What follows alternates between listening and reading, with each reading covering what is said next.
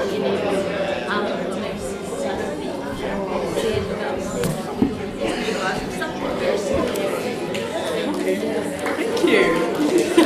Thank you so much.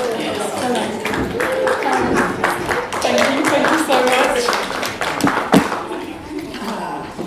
Hello everybody, thank you for hanging around. Those of you who have been here all day and spot a few familiar faces, and those of you who've come back along to support. I should say right at the outset, so that I don't forget, that Josie Long is sponsored by Lynn Gardens, which are a local botanical garden that have undergone...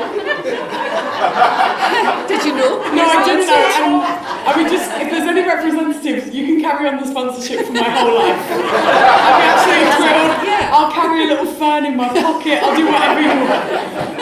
Well, they said, Josie, they said the same about you. They said when we asked them to, when the Book Festival asked them to sponsor the event, they said, and I quote, "Oh, I'll sponsor Josie Long. That's an easy one." So many thanks. Do you know, to have a gardens call me easy is it's a lifetime ambition of mine. It is brilliant. So many thanks to the Lynn, who are relatively new and very welcome sponsor of the Book Festival. It's incredible. I know. It's a good sponsor. Josie is a voice you will know from radio, from stand-up, from TV. She's presented shows on Radio 4, Radio 6. She co-presents, I think, still the Book Shambles podcast with Robin Innes. Writing has been something that she's done for a long time, but this is her first foray into writing books. And because I don't know what you mean and what you don't, got that right, didn't I? Even though you snaffled my copy of the book, is a collection of short stories about everything from 3 teenagers believing they're witches to what to do with an egg in lockdown, which I have to say is one of my favourites. She lives up the road in Glasgow with her family. She hasn't had too far to travel today, but we're delighted that she's made it here today. Josie Long.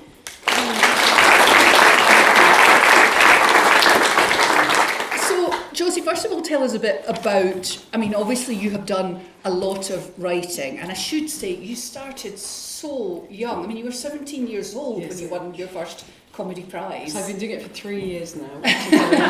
Well done. But yeah, I did. I have been going a long time as a stand-up. But what's funny is, even when I was a teenager, I really wanted to write short stories. And at the time, if you'd have said to me, like, "Oh, what do you want to do?" I'd be like, "Oh, yeah, well, I want to be a stand-up, but deep down what I really want is to write short stories, like sad short stories." And then people would be like, "Oh, can I read one?" And I'm like, "Oh, I haven't written any.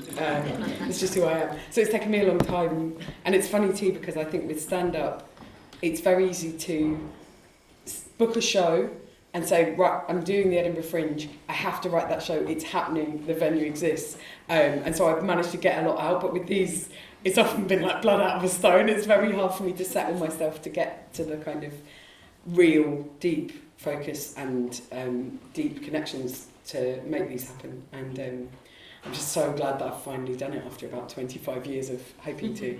And because you had one story written in 2016, yes. And then you just, that was kind of the basis that you thought, well, yeah, why don't I gather some more? I was at my dear friend Henry Bell, the communist poet. I was at his house and I was staying, this was in 2016, and I went off to his spare room and I sat and wrote a short story in about 90 minutes.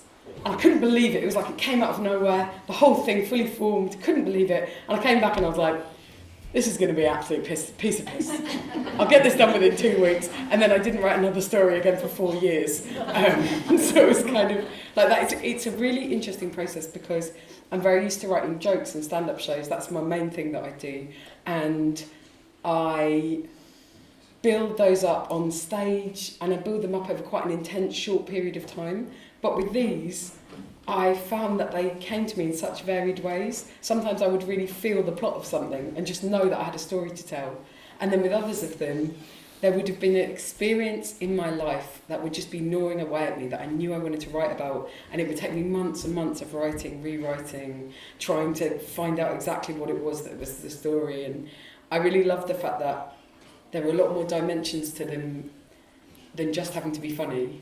In fact, actually, it's been a very tough sell as a book because everyone keeps being like, oh, a comedian's written a book of short stories. I bet they're really funny. It's like, no.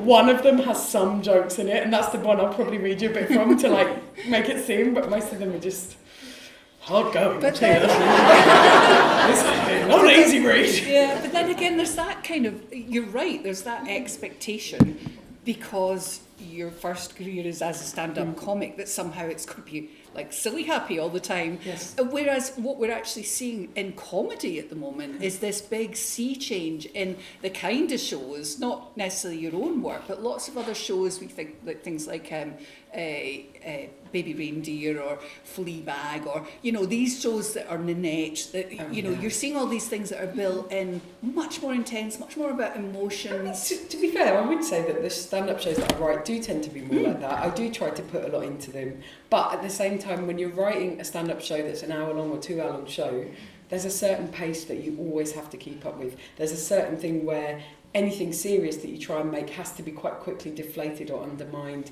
Anything beautiful you try and do has to be short, because it actually is the focus is the joke. And what was really wonderful with these was sometimes to be writing a story and to realise that story just wanted to sit in sadness, and not to have to hurry it to You don't have to do a punchline on it. You don't have to. No, although I do think, interestingly, short stories, I think the first line and the last line really are about creating. I do think all the stories end up having something of a punchline. Like, I love writing the final line. I feel like that's one of the chances to be most poetic when you're writing. But yeah, it was a really wonderful thing. And what was also interesting is when I'm trying to write a stand-up show, I feel like I'm a little vulture. Any experience, any conversation, I'm just keeping the little piece. Like a magpie maybe is a better thing, keeping all the shiny things and going to put them in the show. And what was nice with this was I had space to put in so many little observations, details, thoughts that just couldn't work in stand-up, that just weren't right for that. And so it was wonderful to be like, oh, actually I do have this large store of creative ideas that just couldn't quite fit on the stage. So it was a really interesting experience and I do love it. But I also think it's too much like hard work, and if you're on stage you can just fall over and people are like, great. And was there a reason why it was the short story in particular that you were drawn to? Yes, I thrive on compliments. And I live and die for them. And if you write a novel, you absolutely, you put your whole heart and soul out there for years, you send it off, one round of compliments for 2 years of work. This, 16 different sets of compliments. Every time you send it off, they go, oh, well done. You go, oh, thank you. And do it again. I also think for me, I write usually a stand-up show that I'll tour will start out at an hour, and it will end up about 2.5 hours. And an hour of me speaking on stage is about 5,000 words. And so these stories the very short ones are about 2,000 and the longest ones are about 8,000, but most of them are about 5,000 words. So I guess whatever this internal pacing I have is, that seems apt. But then there was one in that which I was certain was going to be a novel. Like, I thought of all the ideas and I thought, this is going to be big, like it's going to be a really big bit of work. And then I got to 7,000 words and it finished and I was like, oh right, okay, there we go. That's all I've got in me, is it? Okay.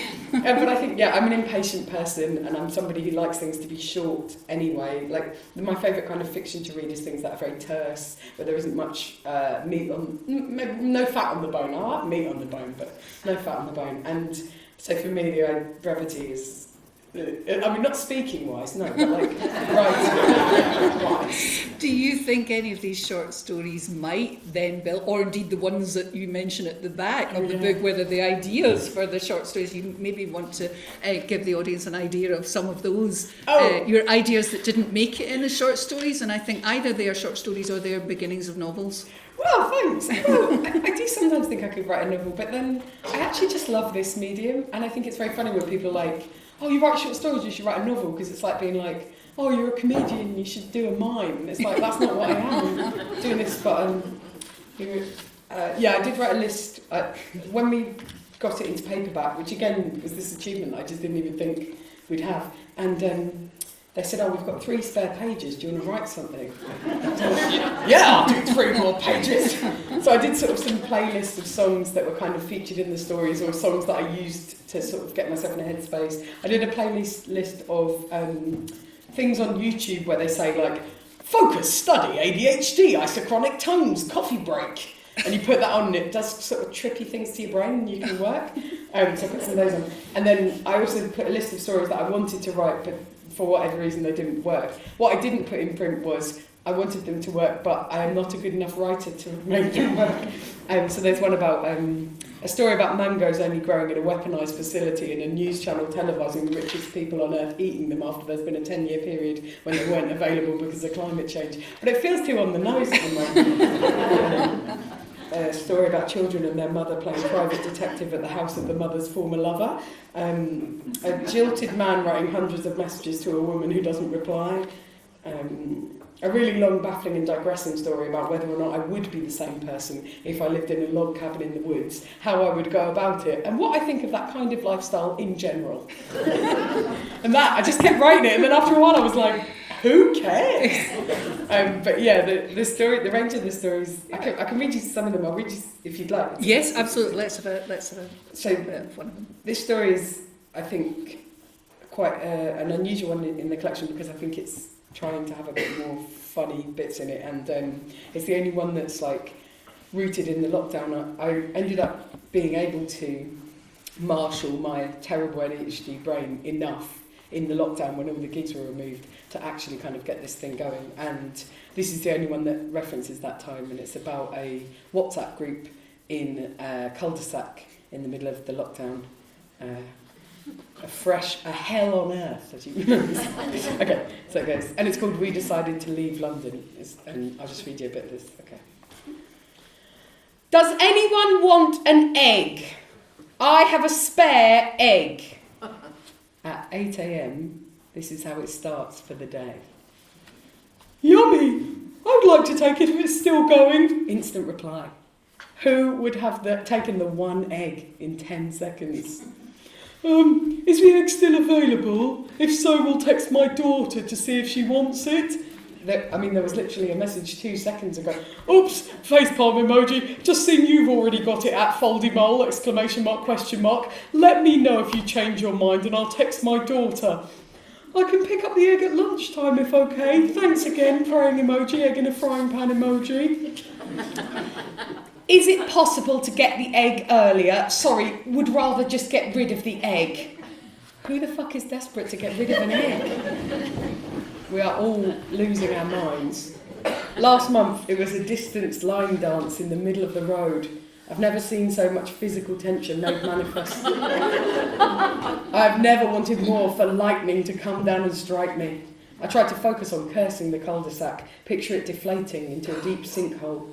Darren has his opinions about it, and of course he's very vocal to me, but it's easy for him. They don't expect the husbands to participate. It's a funny little street. It's split down the middle. Half of it is a terrace of 2-bed houses like ours, and the other side is the flats. 3 low blocks with courtyards in the middle, and we all know which one is the council one. All of it used to be a sawmill. We bought our house from the plans. And when we went to the little office, we had to sign something saying we wouldn't eat anything grown in the soil. That's an auspicious start, Darren shouted as we were leaving. He had a kind of boldness then, as if he was always 2 pints down. People thought it was obnoxious, but for me it was thrilling. Now, what used to be a public performance is just for me and the cats, and for comments under articles about football. All the little houses are signed up to the group, except for the obvious pariahs, namely that enemy family who upped sticks to somewhere more comfortable at the start of this, and the woman whose adult son sits out on the pavement smoking weed and staring down people walking their dogs as if he owns the footpath. No community spirit. I don't know how many of the flats are in on it, but I know the talk is that some people think they're too good for it. There's even talk that one of the courtyards has its own splinter group. I'm not having people judging me. Oh, sorry to time waste. I think the egg's not going to work for me. No worries, hun. At Elaine_Ennis_iPad. Do you want the egg? Not for me, thanks, but my daughter might. Sorry to interrupt, #egg chat, but does anyone know a plumber? Would prefer a woman if poss. I don't even think plumbers are allowed to go in people's houses. I suppose they actually must be. My daughter doesn't want the egg! Great. There's a bit more of it. It's mainly just me having a go at landlords. Sorry, no offence. And so there's a bit. Yeah, I think that's probably enough to read. Thank you so much. You'll have to buy the book. It's definitely one of my favourite stories in the book. It's just so funny and so kind of, I think it is quite interesting that obviously lockdown is still relatively recent, and we're just starting to hear all those kind of small stories, the little things that happen, the things that we probably thought were too trivial to joke about or think about or talk about. And I love that you kind of got that. We all went a bit mad, really, don't we? Absolutely. But what's fun with it, and what I really enjoy about writing these, is being able to layer them up. Like, I really love the fact that story started with me absolutely wanting to release some pressure about my local WhatsApp group, and then it became about this woman who'd never really had an experience of nature, finding in this very unlikely way this tiny little scrap of land and seeing this fox and having time on her own, and then it also became about kind of some people's pettiness and things like that. And I just love the fact that as I wrote them, they would build all of their different constituent parts, and I would feel so excited to think, oh wow, the theme of this is this, even though I didn't realise it would be, and sometimes they would sort of unravel in ways that were really unexpected to me. It was also, I thought it was interesting that I listened as well as read your book. Did you? So I listened to it in the audiobook, and what was lovely was it's you that reads the audiobook, and I think that really mattered, because it really is in, most of them are in your voice, and you can get that kind of sense of it, I think. Well, I really it's a enjoyed, performance. Yeah, the performances, I really enjoyed getting to perform myself, but it was funny too, because none of them, the final story is the closest to just being kind of auto-fiction stuff. Most of them come from a germ in my life but are completely fictionalised. However, there were a couple that I just didn't fully appreciate were drawn from very deep things, and it was so funny to be reading it out in the booth. And I did it when I was doing some gigs in Australia, so I was sort of really far away from home, and one of them, reading them out, as I was finishing it, I just burst into tears. And I was so embarrassed in front of the sound engineer. I was just like, sorry, it's just, this is actually very important to me. It's my life. It was so overwhelming. So it was a really cool experience to get to read them. And also, if you're already a performer and they get someone else to do your audiobook, you're really on the skids. You can't even get your own gig. Absolute. And also, who else would do it? Exactly. I can't think of anyone that could do it as well as you. So, absolutely. I mean, how does you mentioned about having the reaction, and I know you were joking, I guess, a little bit about it, but how does it compare with stand-up, where you're getting that immediate reaction in a room? You've got to wait for people to go away and read it and then tell you what they think. It's absolutely fucking unbearable. I'm not conditioned to it, and I still can't cope with it. It's so hard. It's so hard to see whether it's been a total flop or what it's been. And it's one of those things as well where it's so much more vulnerable than a lot of stand-up, and I really feel like I put my heart and soul in it. And then just to be like, is it out there? Okay, nothing. Then nobody. And so then what happens is, what's also beautiful is people come up to you who've just read it, or contact you who are just reading it, or occasionally you'll just see somebody posting a photo that they're reading it on holiday, or unlikely people tell you you've read it, and that is so thrilling to me. It's the only time in my life where I've really had something that could be on someone's shelf. Like, I have friends who are musicians, and I'm so envious, I think, of the fact that they have. I just learned the difference between jealousy and envy at 42. Jealousy is when someone has your thing, and envy is when you want their thing. You're very welcome. And I'm so annoyed at myself, and I keep thinking, I need to go back to the past 30 years and just have a few more conversations where I'm like, I wasn't jealous, I was envious. Okay? Which I shouldn't have been, because it's not a good personality trait. But yeah, I'm very envious of my friends who are musicians, because I think it's so wonderful that people, they make these songs and they just have no idea who's listened to them 20 times. They have no idea who loves the song or who might have even played it somewhere special. And so that is the real thrill for me, is the idea that someone might enjoy it, might read one of them twice, might care about it, might underline a line. Anything like that just feels absolutely glorious to me. So that's quite exciting. But yeah, it's very tricky, and I think publishing is so different to the stand-up world in a way that I just have no idea about and cannot really function with. And also frustratingly, like, before I wrote this book of short stories, I had led myself to believe that short story writing was a very lucrative genre. And unfortunately, that does not seem to be the case, which is frustrating. But. And you're still, I mean, the one thing that's lovely about a book and a publication is it's the gift that keeps giving, isn't it? People will still get in touch. We see all the quotes in the front of the book of people who've read it. Dawn French, we were chatting earlier, Liz Lochhead has gone out and got her copy. She hasn't read it yet, but does that mean a lot to you when people have read it? Of course. Yeah. What was funny with Dawn French was she contacted me on Instagram. I got this message on Instagram that said, can I have your number, comma Dawn? And I was like, this is a scam. This is absolutely catfishing. Someone's pretending to be... And I was like, sure, Dawn French. And I was like, yeah, of course you can have it. And I literally saved her name as like Dawn French, because I was just like, this is someone's going to ask me for money or pretend they're in love with me. Like, this is not her. And then she was very kind about it. And I found it really hard to articulate to her how much that meant to me, like how much I loved it when I was a kid. So it was nice, yeah. Yeah, I guess it's a beautiful thing to have things like that. But it's just also very nice to be able to work deeply on a piece of writing and have it stay there. Like with stand-up, even if you work incredibly hard on what you're writing, you look back on it 10 years later and everything's moved on. It's like giving a little...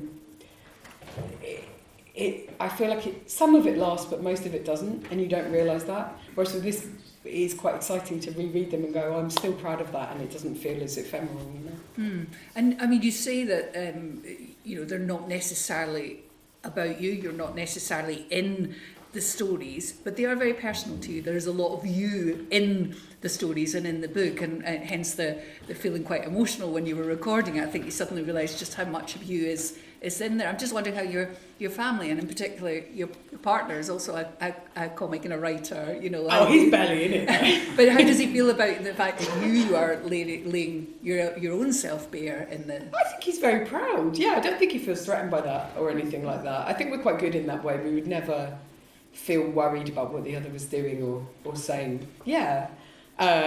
Especially, I guess if he wrote a stand-up show that was like, my wife's a bitch, I think I'd be like, oh, that's not good. Firstly, because I'm anti-marriage, so I actually wouldn't get married. But also, yeah, he was very supportive of it. I was worried about my parents reading it because there were definitely cryptic references to my childhood in there. But what was interesting was there were things that I didn't realise I needed to kind of exercise. So one of the stories, I wanted to write about this relationship I'd had, not explicitly, but I'd had this relationship between the age of about 19 and 22. And I felt like it was just this itch I wanted to scratch. I was like, I need to write about that. And I couldn't get it right. I kept writing things that were kind of autobiographical, it didn't quite work. I kept remembering details about it, writing it, drafting, redrafting. And then I was on Instagram, which I'm on it too much. And I was on it. And there's a woman that I was following who is a kind of feminist activist. And she started sharing all of these different Instagram stories, which is like a short photo you can share just for a day. And she was sharing all these Instagram stories about kind of coercive, controlling relationships and different kinds of abuse in relationships. And I was reading that, and I realised, as a woman of kind of 36 at the time, 37, I was like, oh, I want to write about this because that was an abusive relationship. And so it was this very odd experience of coming to write about it, not even understanding what it was, learning almost by chance by Instagram, which feels so debased, and then the process of the story being this really wonderful healing journey where actually the story kind of became about this woman re-examining a relationship and realising that it had been abusive and kind of turning her eyes to the future about it. And it was a very cool experience, but it was very unexpected, you know. I think I thought I was going to write quite a funny story about this guy who was a bit of a jerk, you know, and actually it uncovered that.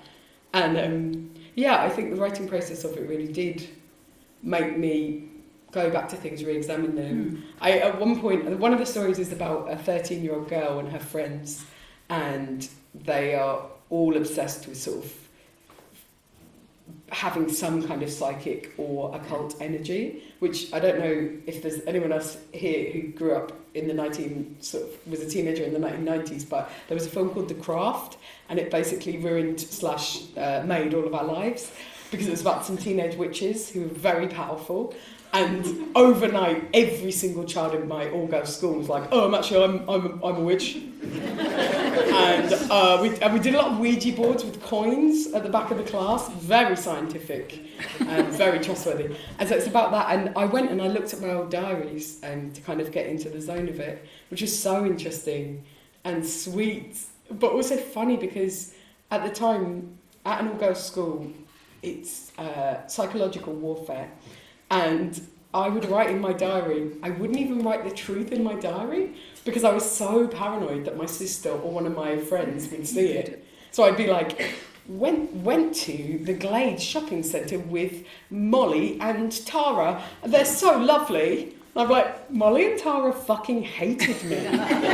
But I guess I had to write that because I was like, if Tara sees this, the consequences of this school will be unbearable. So it was fun. It was really fun. And there are... like, it definitely is my book, and I feel like I'm proud to take ownership of it and read it, but I like to think that there are different voices in it that I sort of tried to craft, and in doing that I would do a lot of like going back in my life and examining different things, and yeah, it was fun. But I think fiction allows you to do that, doesn't it? It allows you to distance yourself from, you know, all those kind of different things, and kind of look at it in a much wider way. Yes, and I really also love the fact that if anyone's like, "Oh, did that happen to you? Did this embarrassing bad thing, is that you?" And I'm like, no, it's fiction. That's actually, no, I'm kind of brilliant, and this is some weird loser. I'm actually a genius for conjuring up this weird loser that isn't me. Yeah, it's fun, and I enjoy that. I did. I loved the two things that I loved about you was the going to the all-girls school. I too went to an all-girls school, not far from here actually. Oh, nice. No longer exists. And I also loved the fact that you were looking back on your diaries. I just think, you know, that I'm so glad that younger women are still keeping diaries. Yes, you're not alone. But I do still try to do it. But what I've realised in the past few years is it's not really a good diary in the way, you know, when you buy diaries that people have published. I feel like those people, the whole time they were writing it, they must have been thinking, "Oh, someone's going to read this, I'm going to publish this." Because my diary is just basically a feelings journal for when I'm feeling bad. Yeah. So if ever people find them after I'm dead, they'll be like, "Oh, she was a miserable cow. She was never..." I'm like, no, it's just my feelings journal. But I do keep it on and off, and I've tried recently to be a little bit more like, I did this with this person and I had a good time, before I'm then like, why am I so sad all the time? It's like, because it's 3 a.m, go to sleep. But yeah, it was and useful. is there scope in those diaries and in your experience in the old girls' school for more? I mean, from what you're saying, even the stuff about the craft and the girls that wanted to be witches, there seems like so much more scope for some great stories out of that. Thank you. I would absolutely love to write more, and I think sometimes it's about getting yourself into the mode of writing and the feeling that anything can be unlocked and anything can be a story, and sometimes that's quite a hard thing. But recently I've been having some fun ideas finally.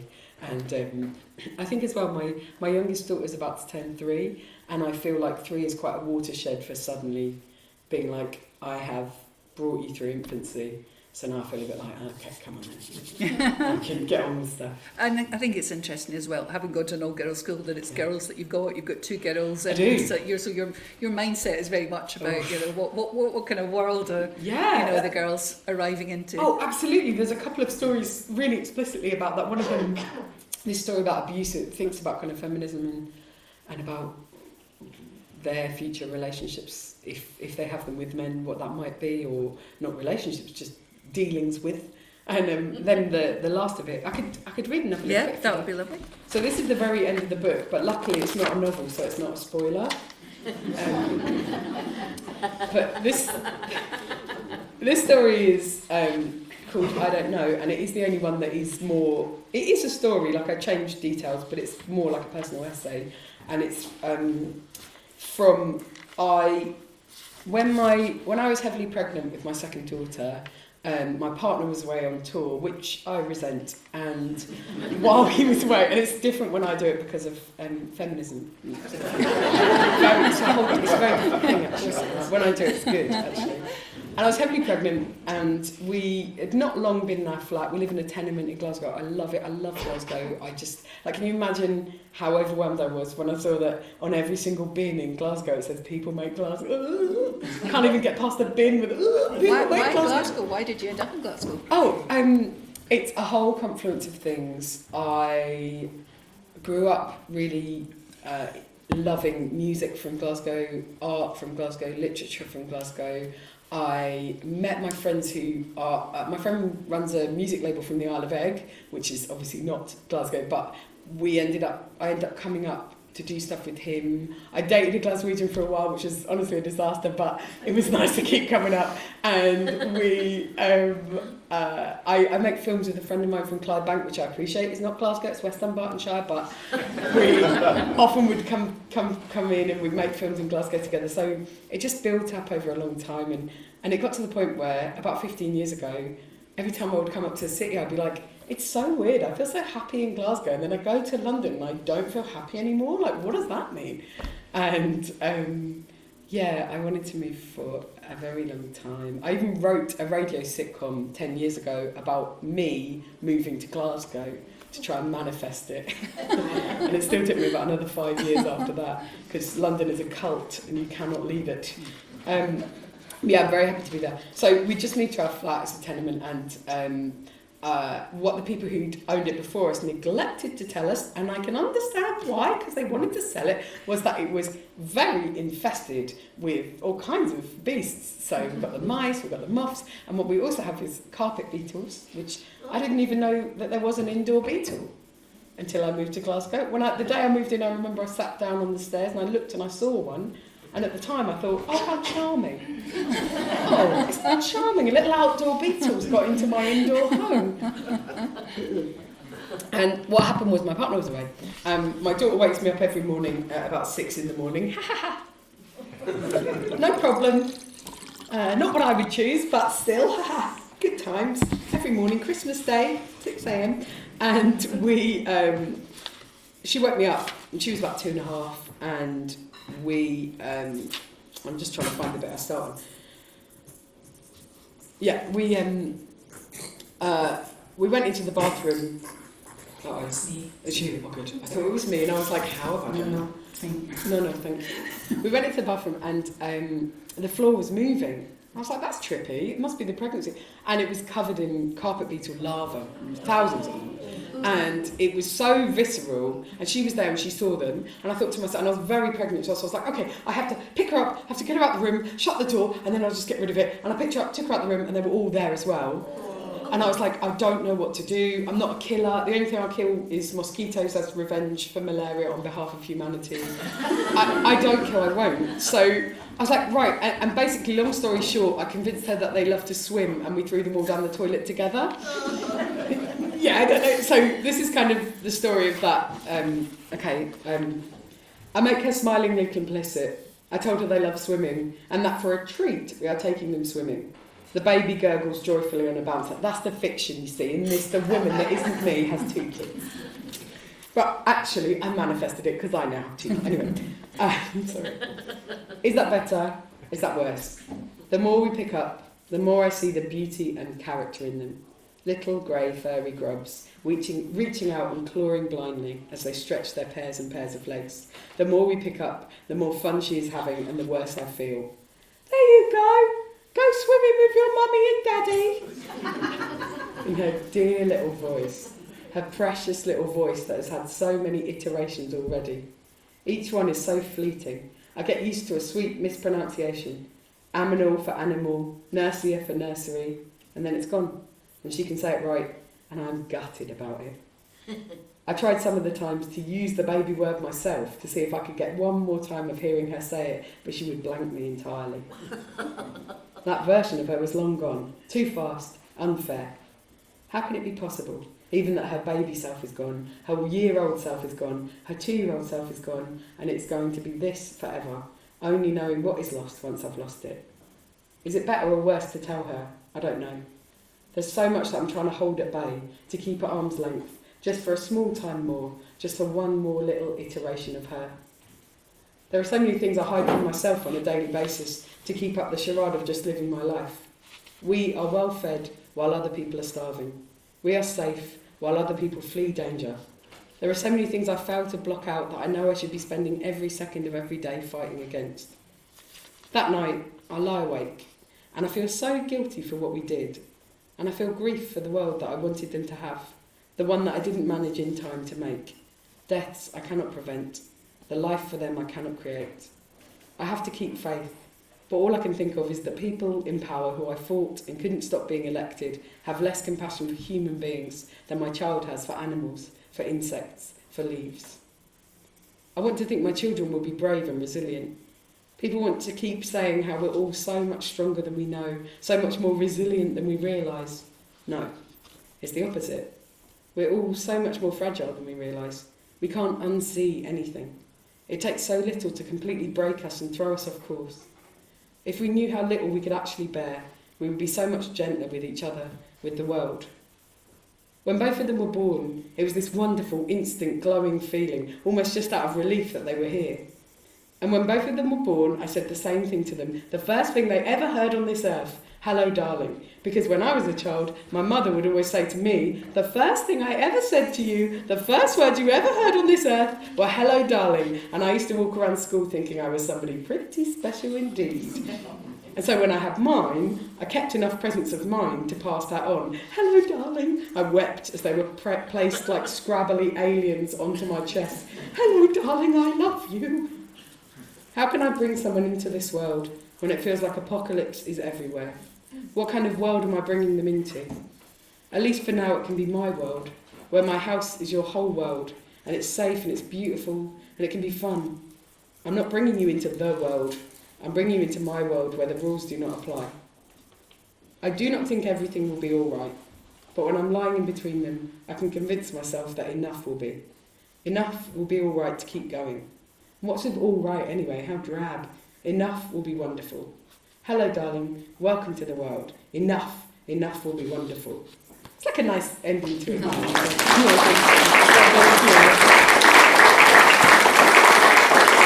also lovely because in those two stories you get a real sense of the range of emotions that you get in there. I mean, it is, like you said at the beginning, it's not just one note, silly laugh, punchline.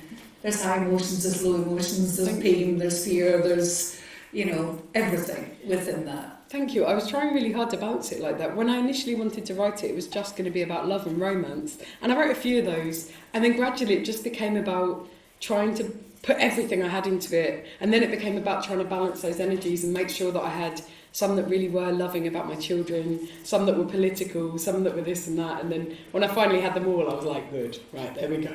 It's all covered now. And so when you were saying about that process of you're kind of gathering things, you're picking things up, you're listening to conversations, when you're doing that now, do you, don't worry about a clock there as it's well. So good. I just remembered and I was like, oh, I haven't checked. It's not working, but I can see the clock from here, so no. we're good. You know what you're doing. How does that work for you? I mean, are you able to categorise things and think, oh, well, actually that would be a good idea for the stand-up, I'll park that there. That might make a short story one day, I'll move that. Or are you not at that stage now you've published this one? I think I'm trying to categorise them, and I, in fact, have the notes up on my phone, and I have 2 tags on the phone, which is story ideas, show ideas. Okay. So I do tend to pull them, but I also quite like to use things in different ways. So the story about the carpet beaters, I used a bit of that in a stand-up show I wrote, and that's to be fair, I think that's probably the only one that I've used in different mediums. Yeah, I'm starting to learn to do that.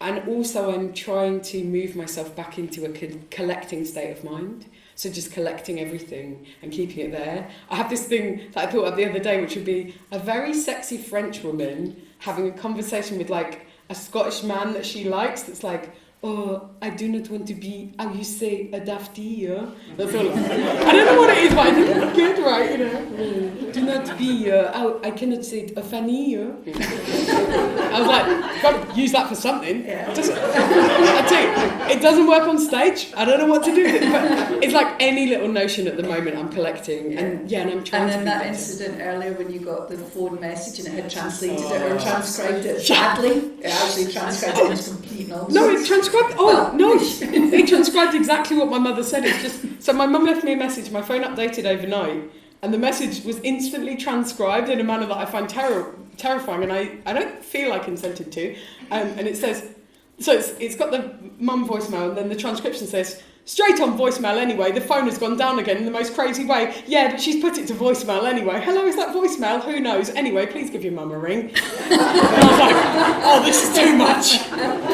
That's another one. Yeah, it was funny. Yeah, I'm trying to learn how to collect, and I really love that. It's funny because if I move out of a phase of writing, for whatever reason, I'm not writing much, so much goes by the wayside. And then when you are writing again, it's such a treasure to sort of collect things that are quite small details and know that you're going to try and keep them more, build them more, you know. And then you sort of remind yourself that you can write about anything at any time. And then for brief periods, like on stage, suddenly I feel like I'm in the groove of my voice and I can say anything. And then I have a bit of a break and I have to learn that all over again, you know. But well, we've got nothing else to do, so. Are there certain things that belong in the book and certain things that belong on stage and you know right away? Because I noticed with the book you would you include quite a bit on sex and politics, and they're subjects you probably wouldn't do quite so much. Oh no, politics I took a lot. I know you do. You talk about it a lot, but I mean to actually kind of sit down and with the sex side of it as well. Oh, the sex side you put into your stand-up. I've only ever done one bit about sex, which I can tell you. It's interesting to me. I don't know. I was brought up quite a strict Christian, and I suppose that's made me somewhat. I don't think I'm a prude, but it's definitely meant that on stage I'm a little bit scandalised. And I once did some stand-up, which I can tell you, but it's rude. So I don't know. But we're all adults here. I can see it. And I feel like at least half of you will have had sex at some point in your life. But I had one bit of stand-up which was about this guy from Glasgow where we dated for a long time and we were miserable, and I used to, don't put this on the internet. But it was basically about why did I stay in this thing? And I realised it was about the third or fourth time that I'd slept with him, and so this happened. I don't mean to be, we're adults here, we're not going to be grossed out this, but during the sex, now this happens to the best of us, is that I started my period. I didn't expect it. We're all fine with it. We're not going to freak out. It's 2024. It's fine. I can't believe I'm doing this to you guys. I can't believe it. But here we are. So what happened was there was a manoeuvre. There was a move. I'm not trying to show off, but there was a move. And what happened was my blood with the flowers with Lynn Gardens. Lynn Gardens put their money into it. I'm changing Lynn Gardens' name. I'm so sorry. I hope this is appropriate. So the blood flicked and it went all over all up his face, went back and to the left, back and to the left. And his immediate reaction to that happening to him, his immediate reaction to that happening to him was to go, I'll show you, was to go,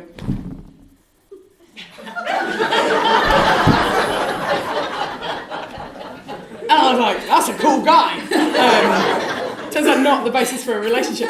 So that's the only thing I've ever done on stage about sex. And can you feel how awkward I feel about it? You know, we know it's inappropriate, it's not good, you know, no one enjoyed it. But and so to write about sex in this, it was very freeing to be like, I can write things openly about sex and desire that are intense. I can write things about people having sex. For whatever reason, it's not what I want to talk about mostly on stage. It's not the persona I want to adopt. I think partly because of the way that women comedians are often scrutinised and treated. I also think I'm not somebody who wants to present myself on stage as an object to be looked at. I've got some stand-up about that, about how I don't aspire to be beautiful on stage, I aspire to be handsome. Like, I want you to be looking at me thinking, ooh, how big is her farm? You know. You'll never know. And I think as well, growing up, I've been doing stand-up since I was 17, so for 3 years. But when I first started, it was the 90s, and there was a big, real backlash against women comedians having got a bit of space in the 80s. And so I would get a lot of people saying to me, oh, women comedians only talk about periods, they only talk about sex, they only talk about this. And I think I took that on. I was like, no, I just talk about biscuits, don't worry. Oh.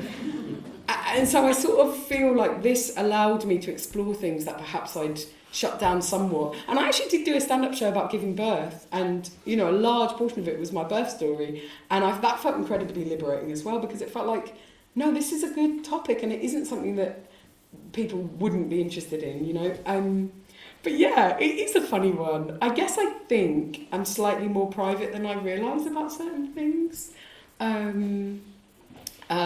She says after sharing. Yeah, I'm thinking that this is probably the point, having stunned the audience into something, that we maybe open it out to questions. So I don't know if any of you have any questions for Josie in the audience, or if you're all too taken aback now with her sharing. It wasn't too much. If you have got a question and you put your hand up, we can get a microphone to you. Any questions? Anyone in the audience? Oh, no questions. You scared them. I'm scared. You're scared them all. He's not scared. Oh, there you go. We've got a man in the middle there. Let's get a microphone to you.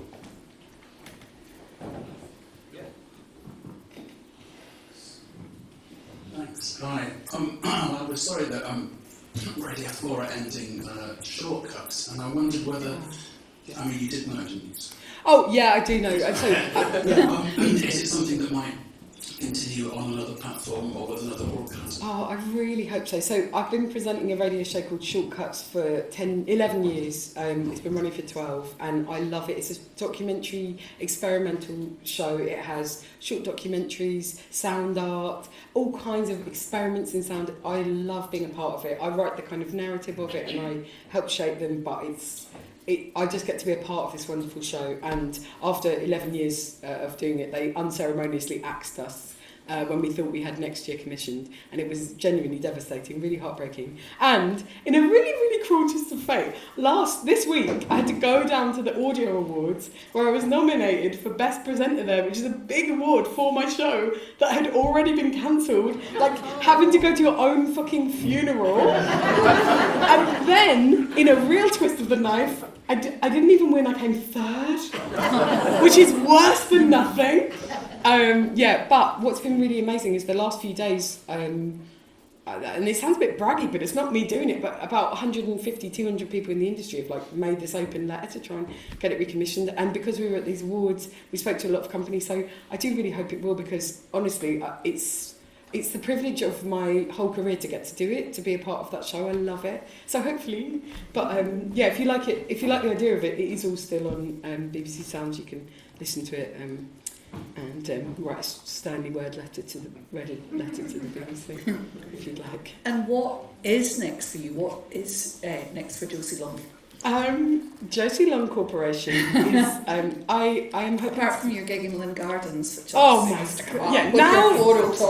the official spokesperson of Lynn Gardens, I'd like to say some dirty stuff to you all. Lynn Gardens, let me tell you, Lynn Gardens is getting sexy. It's just not my vibe. Anyway, I'm going to do a stand-up show next year, which I'm going to take to Edinburgh Fringe and take on tour, hopefully to Australia and to other places.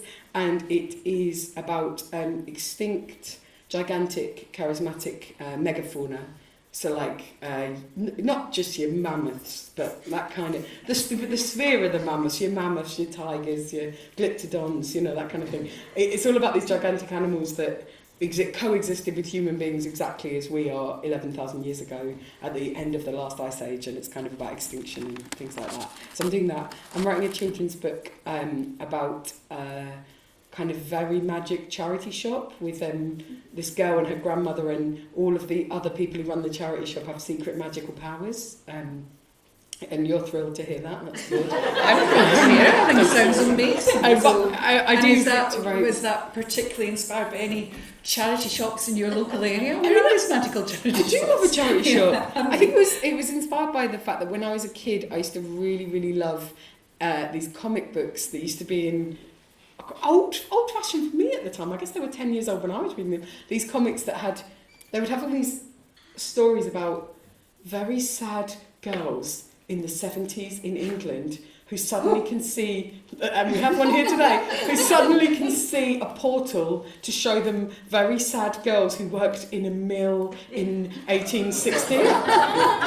or like orphans from 1741. And there was something about that just, it killed me. I love to read it. And so I want this thing where these people have these kind of vignettes. So a lot of it's going to be vignettes around objects and the past lives of objects and things like that. Other things that I'm up to, I want to write more short stories. I have a game show idea that I'm trying to get off the ground. Do you know what? I feel like I'm always trying to do about 6 things and hoping that one of them will come off. And one of them never does, but I always get something done. So that's my plan for the future, is just keep going. Thank you so much. But you feel this moment of having, and I should also, I don't want to out you about it, but the funny thing about the amount of ideas that went into your book is when we asked you earlier about the cover and you couldn't. So the cover design is by Rafaela Ramaya, which is good. It has it on the back there. I keep forgetting she's an amazing artist, and they sent it to me, the publishers, and they were like, "What do you think?" I was like, "I love it, but I don't understand why it's a fox. Like, I don't think there's a fox in the book." And they were like, "I mean, yeah, there's like a really important bit in one of the stories where the woman sees a fox." I would argue it's kind of pivotal to the story, and it kind of sums up the themes of the whole book. Oh, yeah, that bit. Yeah, there is a fox. Yeah, that's good actually. Yeah, you've done a really good job. Yeah, that's what I would choose. And I just felt like I was like, these people must think I'm a fucking idiot.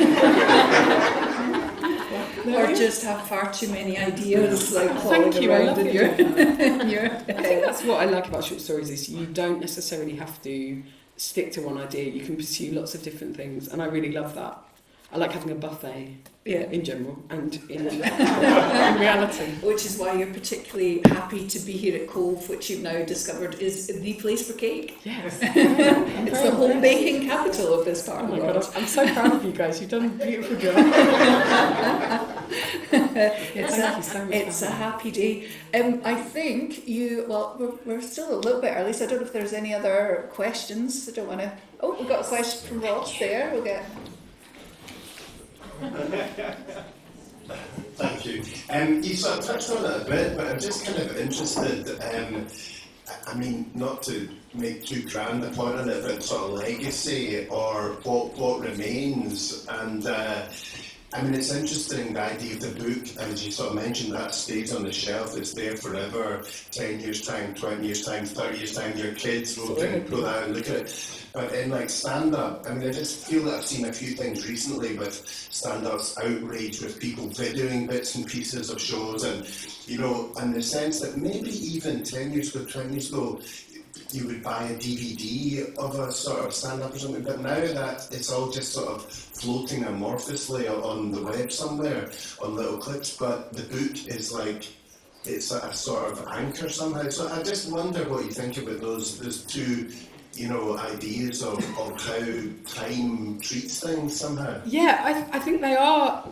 That is definitely, there is definitely something there. It's so funny. When I was younger, I was really proud of my stand-up shows that I'd written, and it was quite. I mean, it's important to be humbled constantly, but it was so humbling to 10 years later be like, oh, nobody remembers those. And that's that, they're done, you know. And in my head, I was like, well, this is my work that I'm building up like a store.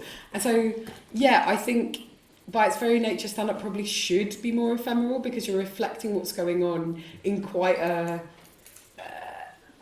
brash, often way. And it often is of its time a bit more. But it's interesting, like, a lot of stand-up shows do end up lasting a while if they're good, and there's more access to that now. People put stuff on YouTube and it does stay. I find that the sort of things that stay of me are like when I did badly on a panel show in 2008. I'm like, oh, guys, you can get rid of that, that's not important. So it's a funny thing, and I suppose you actually have no control over what might or might not stay, and the things you really would want to leave an impact sometimes don't at all, or someone else take, you know, yeah, it's tricky, you have no control. What I have learned writing my show about prehistoric extinct mammals is that if you do really want to have any kind of lasting legacy on this earth, if you think you're about to die, you need to lie down in some silt. And I really mean this, I couldn't be more serious about this. If you die on a mountaintop, Good luck surviving 20 years. Your bones will wash away with the wind. If you want to last, you get in some silt. I've been to Dublin. I've been to that museum in natural history. They got guys in Dublin in that museum. They've been in those bogs 20,000 years. They come out. They look beautiful.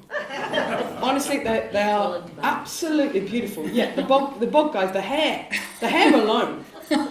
But if you're going to get into the silt, and honestly, please let me impress upon you. You must. If you're going to get in the silt, don't make it easy for the future, right?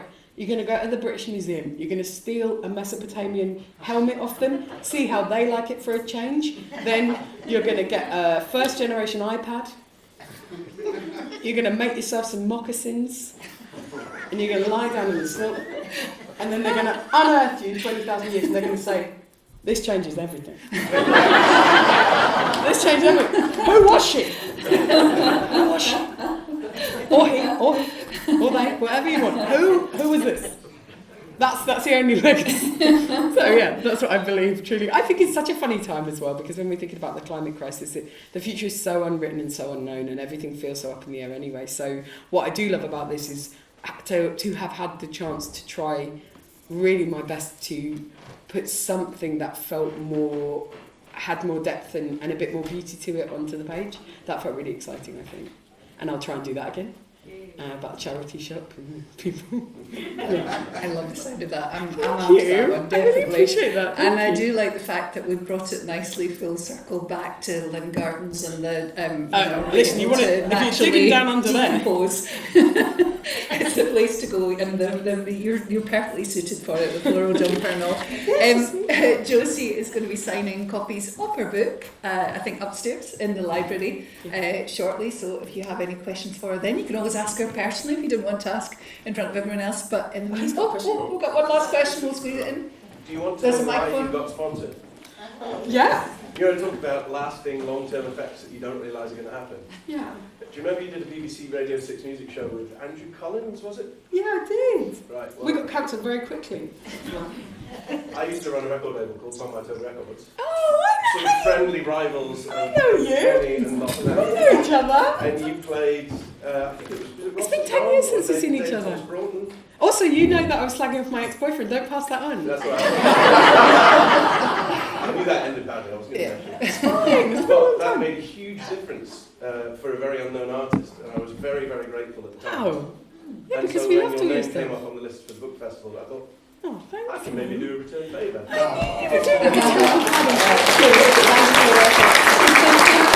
I'll talk to you after, yeah, a mutual friend of ours told me you guys were doing the botanical gardens. It's so cool. Anyway, this is just between us. Amazing. Yes, So once again, thank you. Thank you so much. It's got to be something for me as well. You know?